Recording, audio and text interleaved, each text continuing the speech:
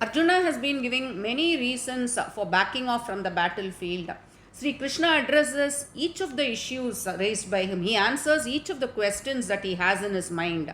From the 11th shloka of the second chapter onwards, Sri Krishna begins to impart the greatest knowledge of Sankhya Yoga to Arjuna in order to clear his doubts and confusion. So, in continuation, let us go to the 14th shloka. Matra sparshastu kaunteya shitoshna sukha dukkadaah agamaapayino nityastan bharata. Kaunteya, Arjuna son of Kunti, Shitoshna Sukha Dukkadaha. Shita Ushna, that is cold and heat, Sukha Dukkadaha, that is Sukha happiness, Dukkha sorrow. So all these are the pair of opposites that we experience in our day-to-day lives. Joy, pain, happiness, sorrow, heat and cold, summer, winter. So if one comes, the other obviously has to follow. So they emanate, they occur because of matra sparsha, that is contact of the senses with the objects. Agama painaha. Agama, they come, they take shape, they emanate. Apainaha, they also disappear, which means they are anityaha, they are impermanent. They are fleeting, they come and they go, and therefore they are impermanent. Bharata, Arjuna, descendant of the great king Bharata. Tan refers to the pair of opposites here, that is Shitoshna Sukha Dukkadaha. Tan titikshasva, endure them, tolerate them, put up with them. So matra literally means measure, but here it refers to the sense organs, that is eyes, ears, nose, skin and tongue, through which we become conscious and experience form, shape, sound, smell, touch and taste. Now these sensual experiences can be positive or negative. They can also bring different experiences during different time periods depending upon our state of mind and mood. Like if you're hungry, food is welcome. During summer, we find that air conditioner gives us a lot of comfort. So these sensual experiences, also called the pair of opposites, that is happiness, sorrow, shita, ushna, joy and pain, sweetness, bitterness. So all these pair of opposites that we experience, they are temporary, they come and go. They are unreal. It is not good for us to be too attached to them. When we become too attached, we waste our lives chasing these unreal experiences and then we get frustrated. Also, sometimes we get desperate for these sensual pleasures and we commit sins and do unwise things. So, Sri Krishna is trying to impress on Arjuna that meeting near and dear ones and parting with them, this is also one kind of sukha dukkha, that is, it brings happiness. Meeting them brings happiness and parting with them brings sorrow. So one must endure these. One must be cool and calm when faced with either of these situations. So we should endure these pair of opposites that emanate from matra sparshaha, that is a contact of sense organs with materialistic pressures. Sri Krishna gives the reason for this in the following shloka. Yam hina vyatayantyete purusham purusharshaba samadukka sukam dhiram somamrutvaya kalpate. He, because Purusharshaba, Arjuna, great among men, bravest among men, samadukka sukam, that is, sama is the same, being the same during dukkha sukam, during sorrow and happiness, being unchanged in pain and pleasure, happiness and sorrow. Yam dhiram purusham yete na vyatayanti. Yam dhiram refers to those who are liberated. Here it refers to those wise persons, those calm persons. Yam dhiram purusham yete, these pair of opposites, na vyatayanti, does not disturb. So those wise persons who are not disturbed by these pair of opposites, saha, that person, amritatvaya, amrita moksha, immortality, amritatvaya kalpate, they become eligible for immortality. So addressing Arjuna as Purusharshaba as a brave person, Krishna motivates Arjuna. He says that you are a brave person, you are a wise person, you are greatest among men, so you are capable of enduring these opposites. So Sri Krishna tells Arjuna that the wise man, to whom happiness, sorrow, pain and pleasure, all the pair of opposites are the same, And that person who is not disturbed or tormented by these pair of opposites, that person is eligible for immortality. So these pair of opposites, they are transitory and they are fleeting. They need to be endured. The wise person who is detached from these pair of opposites and who remains unchanged when he experiences them, who has attained that state of equanimity, he alone is eligible for moksha or immortality. न सतो विद्यते भावो न भावो विद्यते सतः उभयोरपि दृष्टोऽन्तस्त्वनयोस्तत्त्वदर्शिभिः.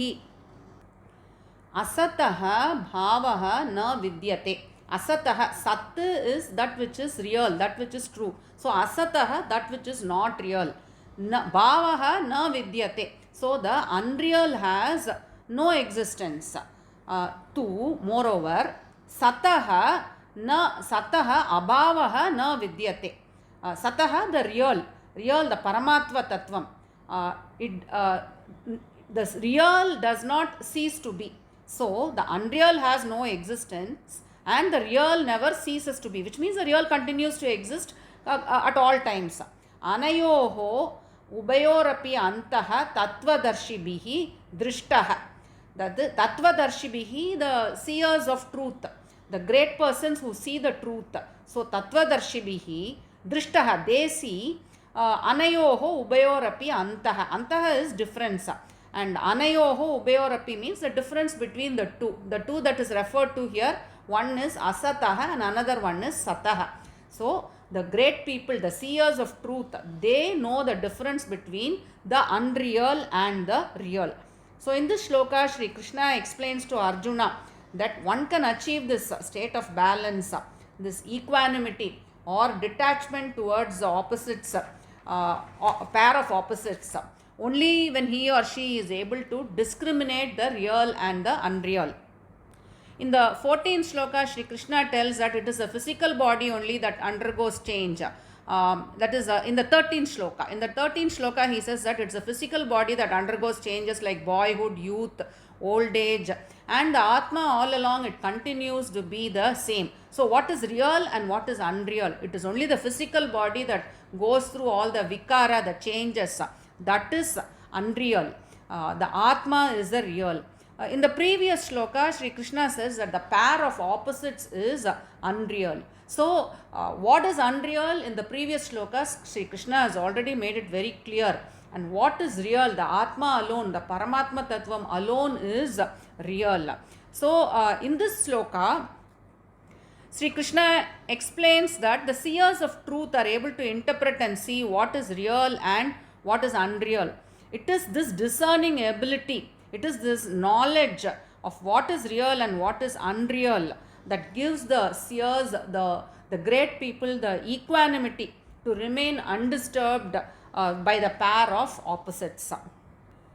Avinashi tu tad viddhi yena sarvamidam tatam vinashamavyayasyasya na kaschit kartumarhati. So, avinashi tat vitti. Vitti is know. So, Krishna is telling Arjuna, know that tat refers to the Atma here. Avinashi, indestructible. So, know that the Atma alone is indestructible. The Atma alone is imperishable. Yena, because of which, idam sarvam tadam. It pervades everything that is seen in this world. Asya avyayasya vinasham kartum kaschit na arhati. Asya, that is asya avyayasya. Avyayasya, that which cannot be destroyed. So asya avyayasya, this Atma, vinasham kartum kaschit na arhati. No one has the capability or the power to destroy that indestructible which is the Atma. So know that the Atma alone to be imperishable, which pervades everything in this universe, and no one has a power to destroy this indestructible Atma. So Shri Krishna in this shloka tells that the Brahman, which is imperishable, which pervades, which envelops everything that exists in the world, which is all pervasive, that alone is indestructible, and no one has a power to kill it. So there can be pots of different shapes, There are different utensils which is made of clay. They all have different shapes, but the substance in it, it is the mud which is in all of these. It is the mud which pervades everything. Likewise, there can be jewelry of different shapes. You can have necklace, you can have bangles. We can use all these to adorn us. But the gold permeates all the jewelry. So there can be chairs, tables, cots of different shapes, furnitures of different shapes that we need for our day-to-day lives. But it is the wood that permeates all of the furniture. So likewise, physical bodies with various names and identities come and go. It is the Atma alone which pervades everything. It is the Atma which exists in all the physical bodies that is changing, that is anitya, that is vikara, that is destructible. So just as the mud is a reality, it is a mud which holds a pot together. Likewise, it is the Atma which holds the body together. The physical body gets destroyed, but none has the capability or the power to destroy the Atma, because it is indestructible. So in the 17th shloka, once again Shri Krishna distinguishes between Atma, the indestructible, imperishable, and the physical body which is ever changing and perishable. So whether or not Arjuna fights, the Atma in Arjuna's relatives cannot be destroyed, and the physical body of Arjuna's near and dear ones, they cannot be saved from destruction. Antavantai me deha nityasyokta sharirinaha anashino prameyasya tasmat yudhyasva bharata. Anashinaha, indestructible. Aprameyaha, aprameyaha, that which cannot be described or cannot be defined. Asya nityasya sharirinaha ime dehaha. Deha is physical body. So these physical bodies, on the other hand, they are antavantaha. They are all perishable. Uktaha. Uktaha told. So we are told that the Atma which is indestructible, which is aprameha, that which cannot be defined or described. On the other hand, the bodies, the physical bodies to which which pertains to the Atma, they are all perishable. We are being told that the physical bodies are perishable. Tasmat, therefore, yudhyasva bharata. O Arjuna, therefore get ready to fight. So the body which has a mind and body parts, that is finite. There is no truth in it. When we see a dream, we see some beings, we see some persons with physical bodies in our dream. So at least up till the dream is over, we think that the physical bodies that we see, the persons we see in the dream are real. Likewise, in our day-to-day lives also, even though these physical bodies are not lasting, but we think that they are true. Out of ignorance, we all feel that the physical body is the truth. So in this 18th shloka, Sri Krishna urges Arjuna to fight, telling him that only the body is pertaining to the Atma, which is indefinable and imperishable, perish. So therefore Arjuna, fight. Yam yenam vetti hantaram yaschainam manyate hatam ubau tau na vijanito nayam hanti na hanyate. Yaha yenam hantaram vetti. So that person who thinks that he is killing the Atma. Cha yaha yenam hantam manyate.